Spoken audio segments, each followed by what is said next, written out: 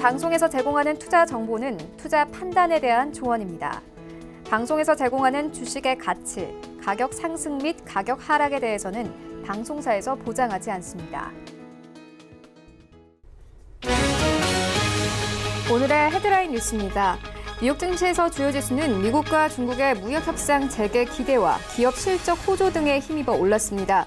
뉴욕 증권거래소에서 다우존스 지수는 전장보다 0.65% 상승했고 S&P 500 지수는 전장보다 0.68%, 나스닥 지수는 0.58% 상승하며 거래를 마쳤습니다. 미국과 중국의 고위급 무역 협상이 다음 주 재개될 것으로 보인다고 미국 언론들이 보도했습니다. CNBC는 현지 시간 23일 미국 무역협상팀이 다음 주 중국을 찾을 것이라며 로버트 라이트하이저 무역대표부 대표가 이끄는 미국 협상팀이 오는 29일 중국을 방문할 예정이라고 보도했습니다.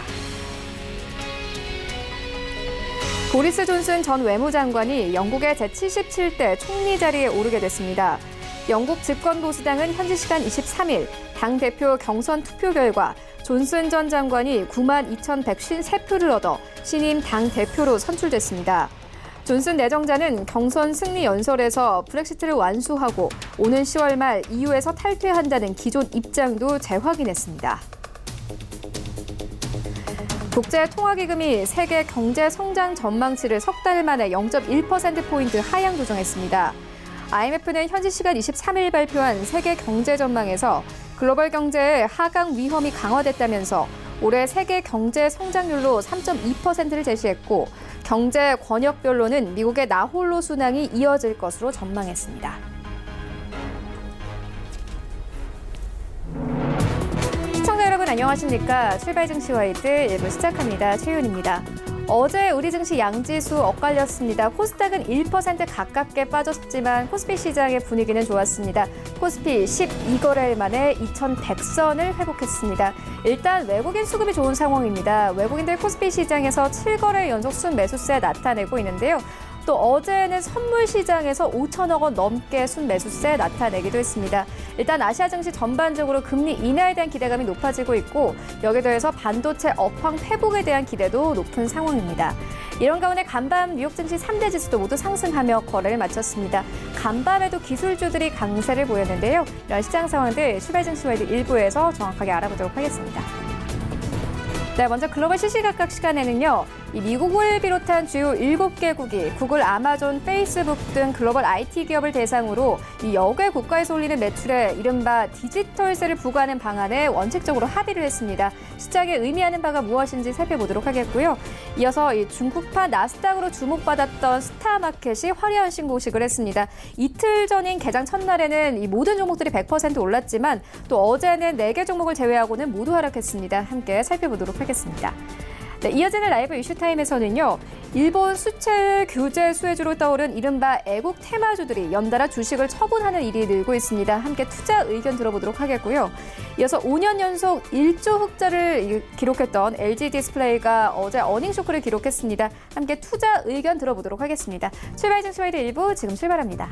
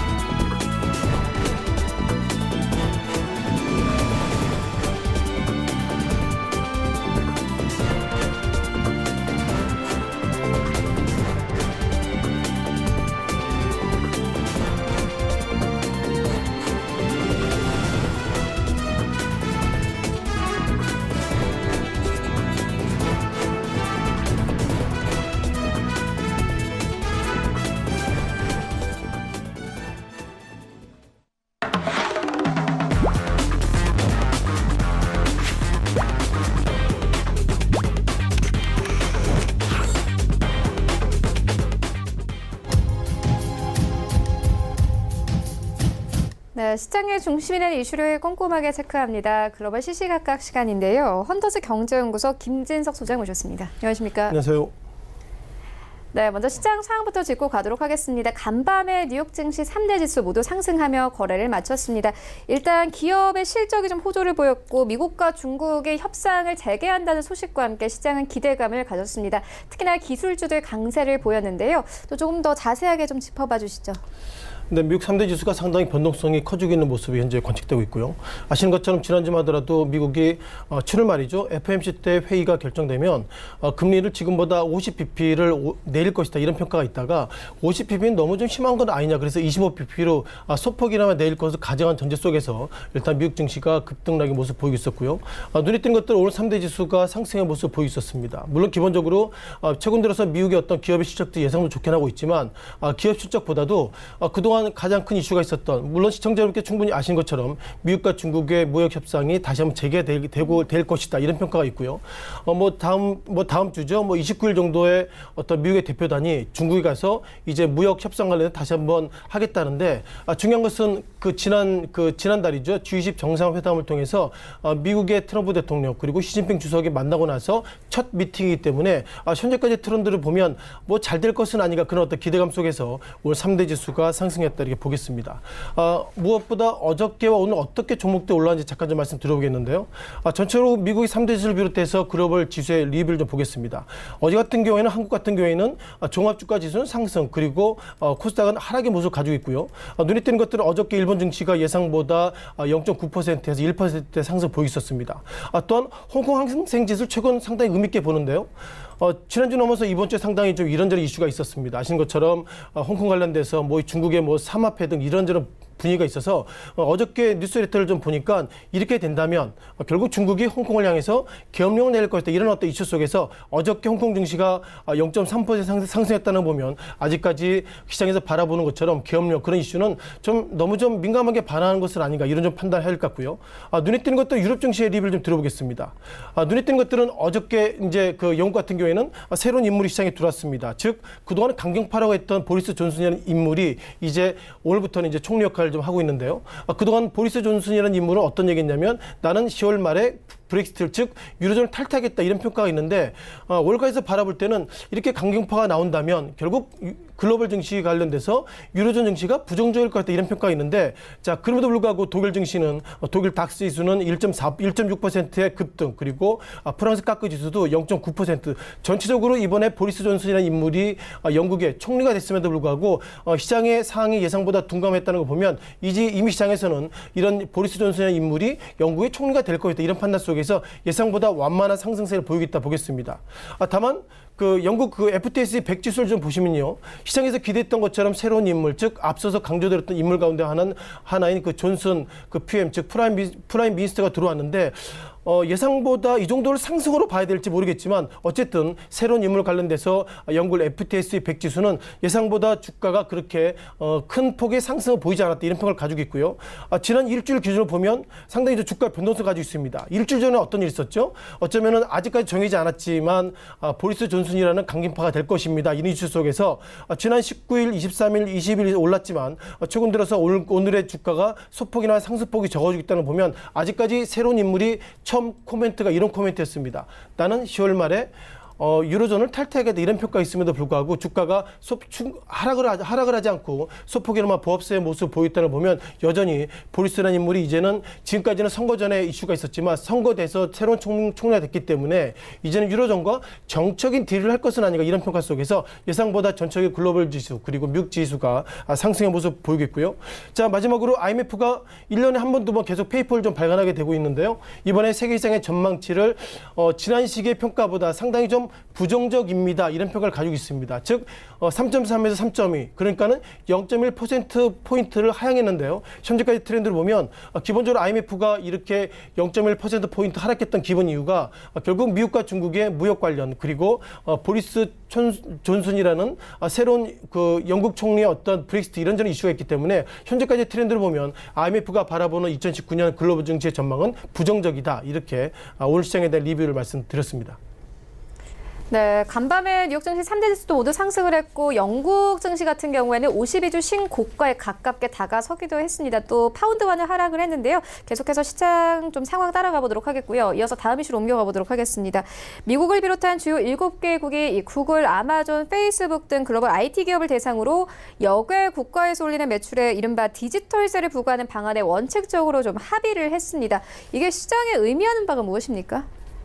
일단 그동안 글로벌 증시에서 바라보는 것이 그 몇몇 기업, 구글이나 알파벳, 그리고 페이스북 이런 기업들이 너무너무 돈을 많이 벌고 있는데 그럼에도 불구하고 해당 기업에 그만큼 세금을 덜 낸다. 이런 부분들이 가장 이슈인 것 같습니다. 자, 그러다 보니까 G20을 넘어서 G7. G7이면 결국 세계 1위부터 7위까지 큰 국가들인데 큰 국가들에서 디지털세를 만들어가지고 이렇게 글로벌 공룡 IT 기업들에 대해서 세금을 부과하겠다. 이것이 기본적인 평가인 것 같고요.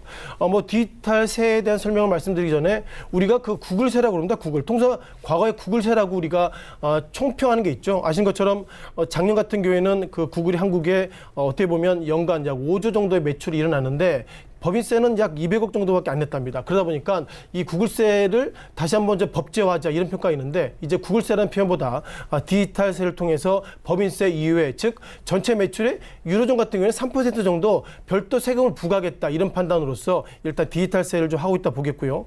다만 기본적으로 구글이나 이렇게 IT 대기업들의 특징들은 이렇게 나오고 있습니다. 한국 같은 경우에는 법인세를 부과하려면요.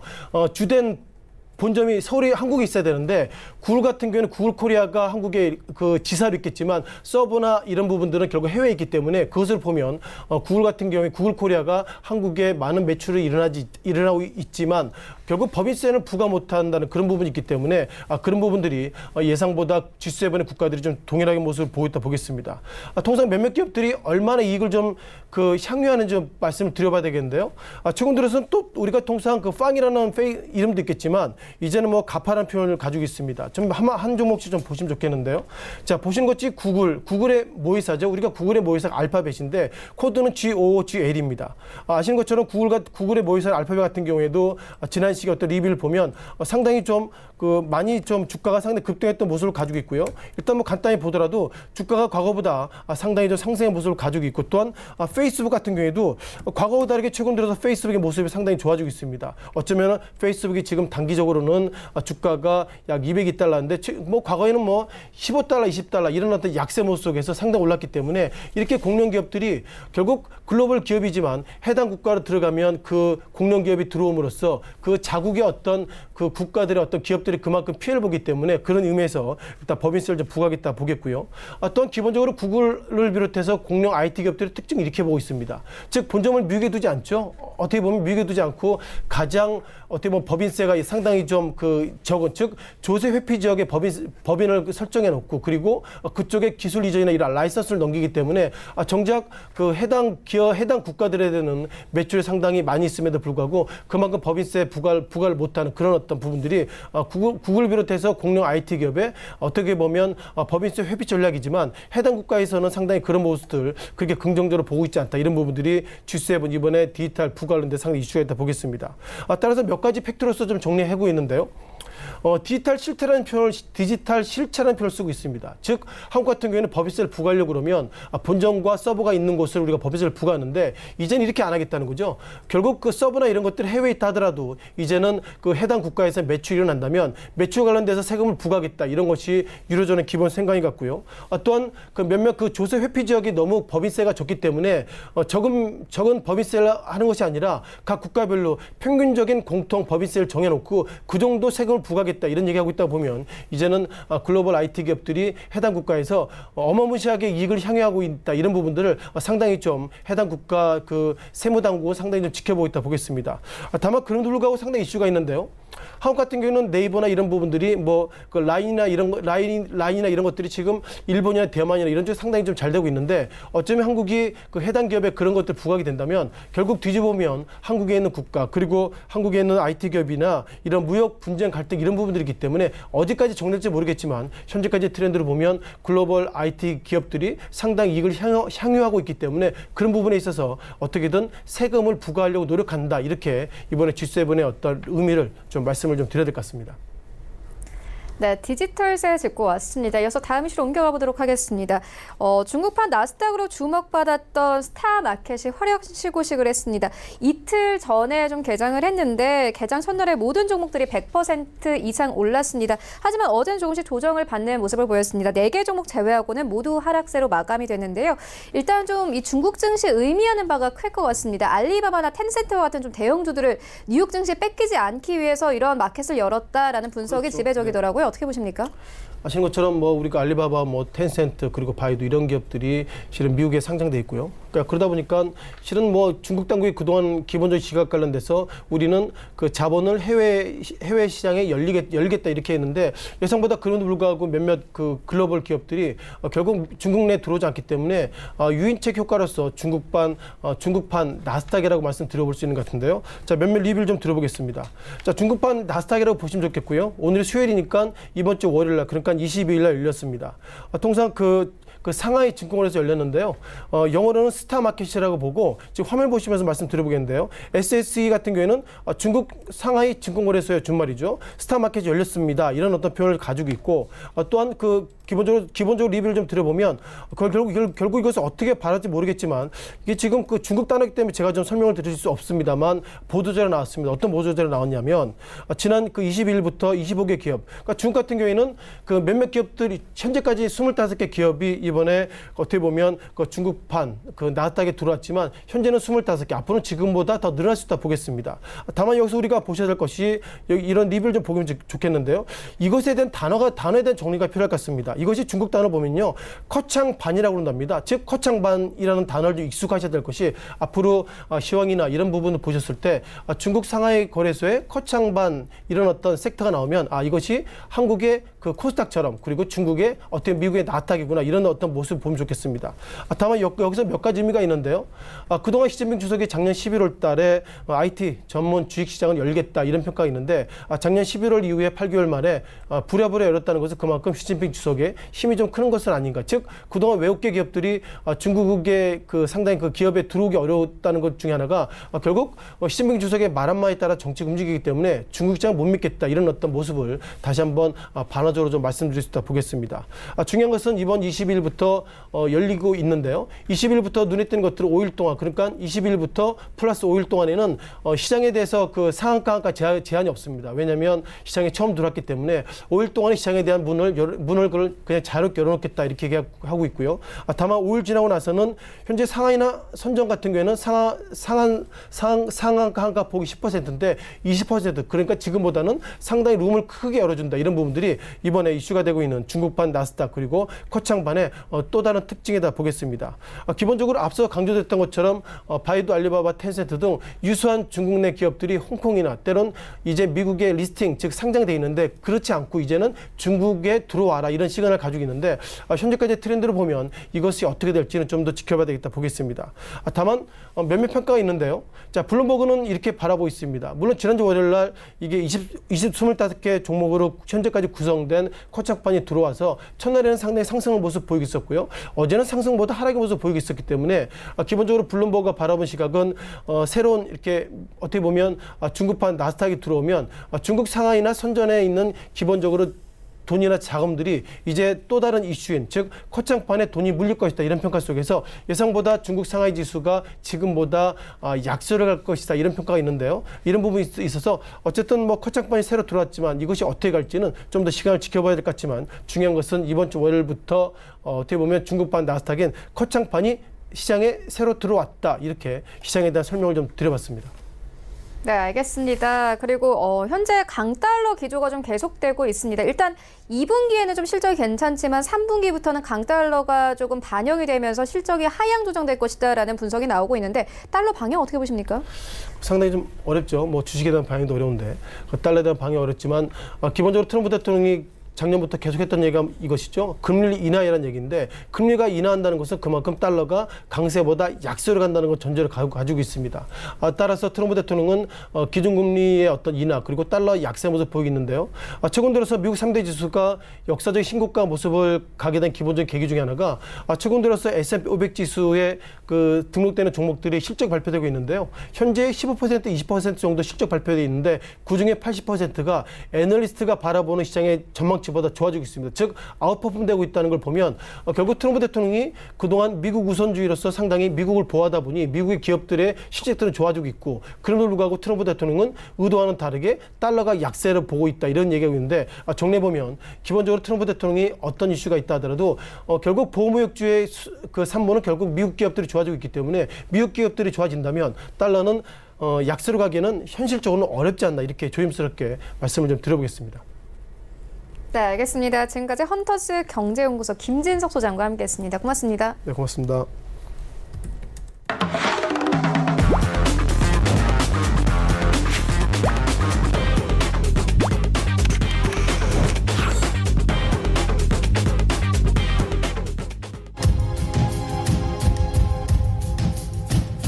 네, 국내 시장 쟁점 함께 분석해 보도록 하겠습니다. 라이브 이슈 타임인데요. KTB 투자증권 이정훈 과장 전화 연결되어 있습니다. 안녕하십니까? 네, 안녕하십니까? 네, 첫 번째 이슈부터 시작을 해보도록 하겠습니다. 일본의 이 수출 규제 수혜주로 떠오른 이른바 애국 테마주들이 연달아 주식을 처분하는 일이 늘고 있습니다. 좀 주의가 필요할 것 같은데요. 어떻게 보십니까? 네, 좀 최근에 어떤 시장에서도 어떤 테마에 대한 그 유동성 장세에 반해서 이 테마주로 봤을 때는 애국 테마주들이 좀 시장에서 관심을 많이 모아주고 있는데요. 우선은 이 수혜 기대감에 지금 반사이익, 일본의 수출 규제한 반사이익에 대한 어떤 수혜 기대감을 시작하면서 주가가 최근에 관련주에 많이 올랐는데요. 당장 실적이 증가하는 부분은 아니기 때문에 증권업의 전문가들 같은 경우에는 투자 계속 유의를 지금 하자라는 게 지금 대부분의 의견이라고 볼 수 있겠습니다. 최근에 많이 올랐었던 한마디로 정부의 그 반도체 소재 국산화에 의한 상승세를 크게 보였었던 후성 같은 경우가 우선 대표이사가 보유 지분을 장내 매도했다라는 공시가 나와주면서 큰 폭으로 좀 하락세를 좀 어제 보여주었는데요. 이런 점에서 봤을 때는 예국 테마주들의 상승에 의한 어떤 차익실현 매물, 이 부분을 좀 주의해야 된다라고 말씀을 드릴 수 있겠고, 특히 일본 반도체 소재 품목 수출 규제 이후에 어떤 이제 관련주의 주식이 급등하면서 지금 현재 봤을 때는 후성뿐만 아니라 다른 종목들도 유사한 상황이 나오지 않을까, 이렇게 좀 분석이 많이 되고 있습니다. 우선 지금 그 반도체 시가 공제에 사용된 소재인 이 불화소소를 제조 판매하는 업체가 바로 후성이라고 볼 수 있겠는데, 일본 규제로 불화소소를 국산으로 대체할 가능성이 커지면서 수혜주로 묶이면서 급등했습니다. 실제로 봤을 때도 후성은 이번 달 들어서 60%까지 주가가 상승하는 모습 보여주었고요. 우선은 그 다른 종목들도 이런 상황에 부딪힐 수 있지 않을까 판단이 되고 있는데, 대표적으로 모나미, 아시코라 생각이 되고 있습니다. 이 모나미 같은 경우는 일본 수출 규제에 대한 반발로 일본의 불매 운동이 시작되자 수혜주를 묶이면서 주가가 급등했습니다. 이 불매 운동으로 인해 일본 펜을 안 쓰고 이 국산 펜을 쓰기 시작하면서 이 토종 문구 기업인 모나미 실적이 증가할 것이라는 기대감이라고 볼 수 있겠는데요. 우선은 7월 들어서 지난 17일까지 75%까지 뛴 모습 보여주었고요. 이 주가가 급등하면서 이 모나미 같은 경우가 또 이제 자사주 35만 주를 주당 3,962원에 처분했다는 내용이 또 발표됐던 적이 있었는데, 그렇기 때문에 이런 같은 시간의 대량 매매 방식이지만 이 주가가 많이 올라갔기 때문에 역시 차익에 대한 부분에 있어서 이런 이벤트가 발생하지 않았나 판단이 되고 있고요. 우선은 그 실체 없이 기대감만으로 주가를 올린다는 점에서 일본 수출 규제 수혜주 역시 기존 테마주와는 다르지 않다라는 입을 모으고 있는 게 그 증권업계 시각이라고 볼 수 있겠습니다. 최근에 삼성전자나 SK하이닉스가 국산 불화소 품질테스트를 진행했지만 기준에 맞지 않아서 채택하지 않기로 한 것으로 전해졌는데요. 이 반도체 공정 특성상 웨이퍼에 회로를 얹힌 후 깎아내면서 회로로 행성하는 과정에서 조그만 이물질이 있어도 잔여물이 회로에 남아 불량품이 됩니다. 그렇기 때문에 순도가 높은 그 99%의 불화소를 사용해야 되는데 아직 국산 불화소 품질 같은 게 미치지 못하는 상황이고요. 국산하더라도 장기간에 어떤 소요가 있고 시간이 걸릴 것으로 보여주고 있는데, 말씀을 드리면 한마디로 실적에 대한 반영이 되는 부분이 시간이 걸리는 게 이 대체 어떤 수혜주들의 그런 상황이라고 좀 볼 수 있겠고요. 그렇기 때문에 주가가 미리 뛰니까 뭐 대주주 측이나 어떤 주식을 팔고 싶은 유혹에 당연히 노출되는 게 맞다라고 볼 수 있겠습니다. 뭐 그렇기 때문에 지금 현재는 이런 관련주에 대해서 신중한 접근이 필요하다 말씀드릴 수 있겠습니다. 네, 애국 테마주 좀 기대감으로 오른 종목이니만큼 사실상 보통 테마주와 성격이 크게 다르지 않기 때문에 투자의 주의를 요한다 이렇게 짚어주셨습니다. 이어서 다음 이슈로 옮겨가 보도록 하겠습니다. 5년 연속 1조 흑자를 기록했던 LG 디스플레이가 어제 어닝 쇼크를 기록을 했습니다. LG 디스플레이의 경우에는 LG의 이 캐시카우였기도 했는데요. 어떻게 해석해보면 될까요? 네, 우선 LG 디스플레이가 이제 2월 2분기에 실적 발표했는데 시장 예상을 뛰어넘는 그런 어닝쇼크를 기록했습니다. 우선 뭐 이런 2분기 영업 손실을 본다고 하더라도 3,687억을 기록했고요. 작년에 같은 기간에 비해서 영업 손실이 61% 늘은 상황이라고 볼 수 있겠고, 이런 이유가 이제 중국의 LCD 저가 공세가 강해지면서 이 대규모 투자를 이어가고 있는 OLED에서 수익성을 확보하고 있지 못한 탓이라고 볼 수 있겠습니다. 우선 지금 현재 봤을 때도 LG 디스플레이 2013년부터 2017년까지 5년간 매해 1조 원 이상 영업이익을 기록해온 LG가 말씀하셨던 LG그룹의 캐시카우인데, 우선 실적 악화에 계속 시달리고 있습니다. 지금 현재 봤을 때도 작년에도 영업이익이 928억 기록하는데 좀 그쳤고요. 2017년보다 많이 주는 모습을 계속해서 눈으로 확인할 수 있겠고, 이렇게 LG 디스플레이가 3천억 이상의 영업손실 적자나 것이 예측까지 나오고 있는 상태에서 이런 실적 악화 배경은 역시 그전에도 계속 되풀이했던 이 중국 기업의 부상이라고 볼 수 있겠습니다. BOE나 CSOT 같은 이 중국 디스플레이 업체들이 LCD 기술 생산력에서 한각을 따라잡은 지는 오래됩니다. 중국 기업의 저가 공세로 LCD 가격이 하락세를 지속하고 있고요.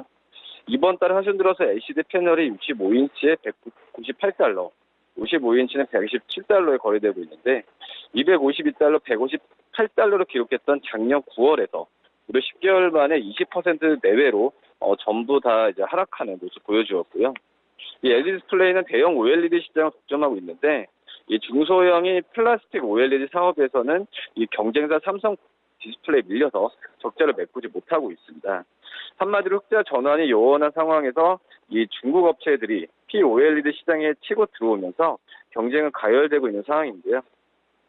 우선 어떠한 시각에서는 2011년 말 LG 디스플레이 최고 경영자가 취임한 이후에 8년 가까이 회사를 이끌어오고 있는 한상범 LG 디스플레이 부회장의 책임론도 지금 거론되고 있는 상황입니다. 우선 지금 업계 관심은 LG 디스플레이가 하반기에 흑자 전환을 이뤄낼 수 있을지 지금 관심이 모아지고 있고요. 역시 승부수는 OLED겠죠. LG 디스플레이가 오는 8월에 중국 광주 8.5세대 OLED 공장 양산에 돌입하는데 이 공장이 완전히 가동되면 현재 월 7만 장인 LG 디스플레이 대형 OLED 패널 생산량은 13만 장으로 늘어날 전망이고요. 또 패널 원판을 다양한 크기로 잘라내 버리는 부분을 최소화하는 이 MMG 공정을 8.5세대 라인에 적용하면서 수익성을 높인다는 게 LG 디스플레이 계획이다라고 말씀드릴 수 있겠습니다. LG 디스플레이나 경기도 파주의 P10 공장이죠. 10번째 공장 내에서 10.5세대 대형 OLED 공장에 3조 원을 추가 투자하겠다고 밝히기도 했는데 이 추가 투자로 2002년 월 3만 장을 목표로 했던 이 공장의 생산량은 2023년 상반기까지 4만 5천 장까지 늘어나게 됩니다. 이 중대형 OLED에선 하반기 애플 납품설이 흘러나오면 기대가 높이고 있는데 다만 이제 광저우나 애플 효과는 올해 4분기에 나타날 가능성이 크다라고 판단이 되고 있고 이 OLED 추가 투자 결정에 따른 비용도 현 시점에서 약간 부담이라고 볼 수 있겠습니다. 3분기에도 LCD 실적에 대한 우려가 계속되면서 어떤 즉각적인 재무 구조 개선 힘들겠지만 OLED 산업에 대해서 이제 주가 흐름도 또 바뀔 가능성도 있지 않을까 이렇게 판단이 되고 있습니다. 네, 4분기부터 이 올레드 투자 효과를 볼 것이다 이렇게 짚어주셨습니다. 이어서 다음 이슈로 옮겨가 보도록 하겠습니다. 올해 들어서 무상 감자를 추진하는 상장사들이 부쩍 늘었습니다. 보통 감자는 이 투자자들에게 악재 중에 악재로 여겨지고 있는데요. 감자라는 게 정확하게 무엇이고 또 투자할 때 유의점은 무엇일까요? 네, 우선 감자라는 건 우선 주주들이 아무런 보상을 받지 못하면서 이 결정된 감자 비율만큼 주식수를 잃게 되는 것인데요. 한마디로 이 부분은 감자도 여러 종류가 있겠지만은 뭐 유상 감자는 거의 없는 상태이고 무상 감자라는 부분이 요새 시장에서 많이 좀 우려를 하는 게 좀 요새의 그런 좀 우려 섞인 목소리다라고 볼 수 있겠고요. 한마디로 기업의 자본 감소의 방법 가운데 하나로서 어떤 누적 결손금 한마디로 뭐 적자가 심해질 경우에 자본금 규모를 줄여서 회계상에 손실을 털어내는 방법이라고 볼 수 있겠는데요. 이 기업들이 좀 경기에 많이 둔화가 안 좋습니다. 그러면서 이 상장사들 중에서 돈을 벌지 못하면서 이 자본금만 까먹고 있는 그런 회사들이 늘고 있는데요. 그렇기 때문에 무상감자가 당연히 할 수밖에 없는 상황으로 가지 않나 생각이 되고 있고, 보통 자본 잠식을 해소하기 위해서 무상감자를 추진하는데 이 무상감자는 주주들도 경영에 대한 책임을 나눠지면서 이 보유주식의 가치를 싹둑 쳐내는 것이기 때문에 기존 주주들로서는 주가락과 함께 투자금의 상당 부분 날려버릴 수 있는 악재 중에 악재라고 볼 수 있겠습니다. 우선 기업의 주주들은 피해가 불가피하기 때문에 영업이익 같은 이 지표를 참고하면서 무상감자에 나설 수 있는 기업들을 선제적으로 골라낼 필요가 있는 그런 부분을 주의하셔야 된다라고 말씀드릴 수 있겠고요. 올 들어서 이 지난주까지 봤을 때 무상감자 계획을 밝힌 상장사는 총 23곳이었습니다. 이 중에 배당이익 재원 확보원이나 적정 자본금을 위한 자본 축소 같은 목적인 6곳을 제외하면은 17곳은 제가 처음 말씀드렸던 이 결손을 보전하기 위해 무상감자에 나서는 이유가 크다라고 볼 수 있겠고요. 작년 같은 기간에 무상감자에 나선 기업이 7곳인데 그중에서도 5곳만 결손 보전을 목적으로 무상감자 시대를 감안한다면 무상감자를 실시하는 기업이 지금 3배 이상 급증한 것이라고 볼 수 있겠고요.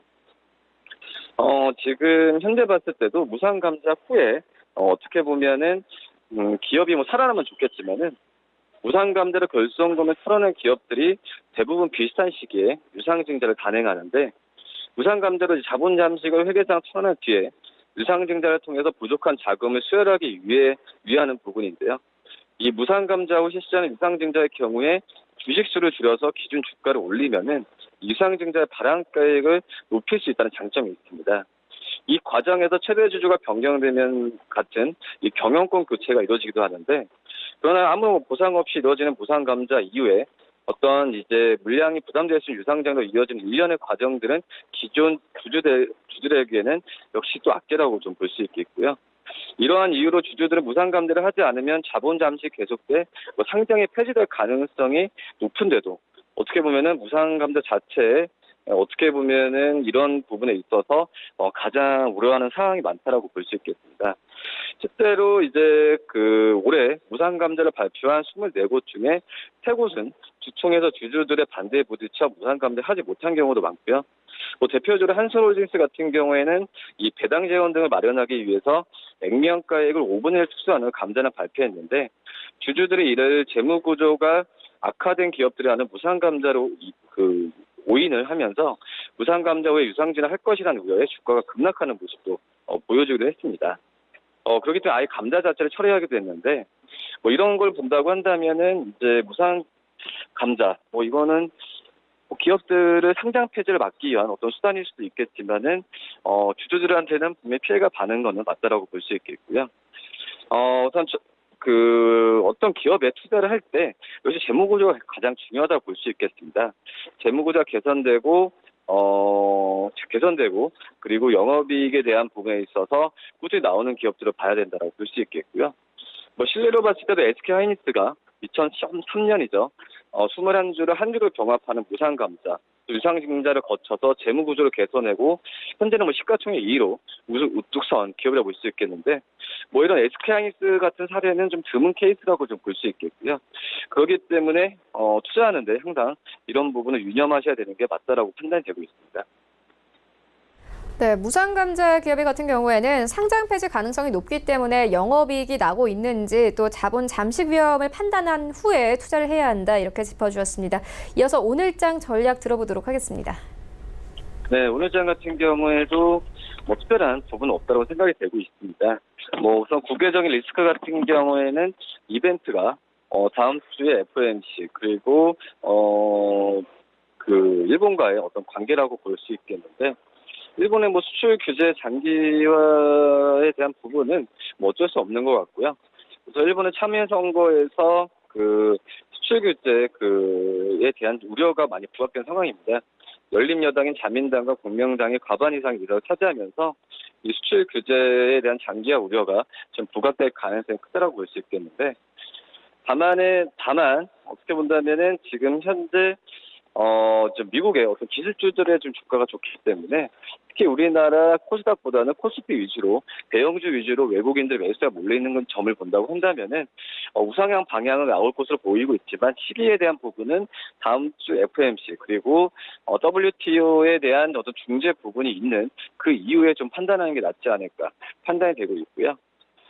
우선 지금 현재 일본의 반도체 수출 규제로 반도체 가격이 상승하면서 관련주가 강세를 보이는데, 말씀드렸듯이 반사이익에 대한 종목들은 좀 주의를 해야 되고, 오히려 지금 금리에 대한 인하 부분에 있어서 지금 관심을 받고 있는 뭐 배당주나 그리고 그 내수주의 위주로 종목 접근이 좋지 않을까 이렇게 보입니다. 네, 이슈와 전략까지 짚고 왔습니다. 지금까지 KTB 투자증권 이성훈 과장과 함께했습니다. 고맙습니다. 네, 감사합니다. 네, 1부는 여기서 모두 마치도록 하고요. 잠시 후 2부에서는 전문가들과 함께하는 종목 라이브쇼, 라이브 매매타임이 이어집니다. 여기에 더해서 오늘 장에서 이슈몰이라고 있는 특징주까지 꼼꼼하게 살펴봐 드리겠습니다. 채널 고정해 주시고요. 저희는 잠시 후 2부로 다시 찾아오도록 하겠습니다.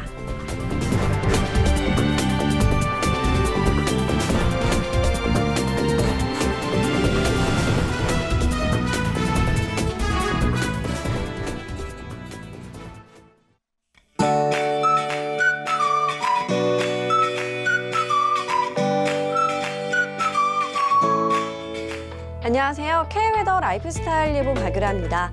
밤새 잘 주무셨는지 모르겠습니다. 동해안과 일부 내륙으로 열대야가 나타났었는데요.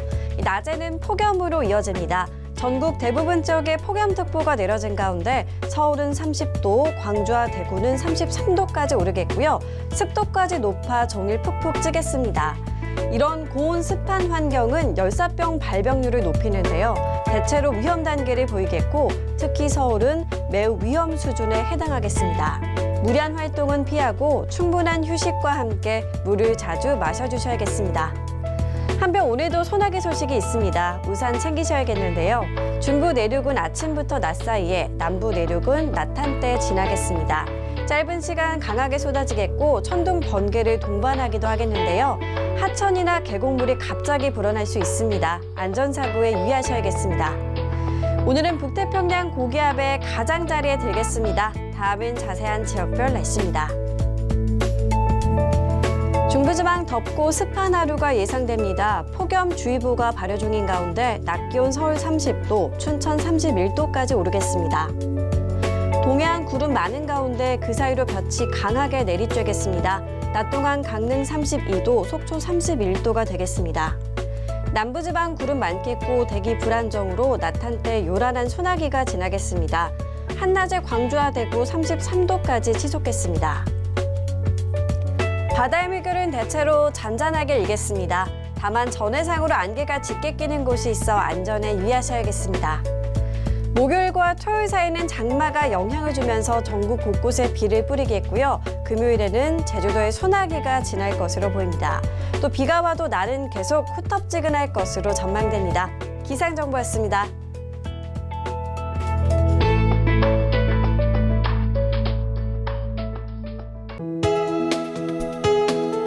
본 방송에서 제공하는 투자 정보는 투자 판단에 대한 조언입니다. 방송에서 제공하는 주식의 가치, 가격 상승 및 가격 하락에 대해서는 방송사에서 보장하지 않습니다.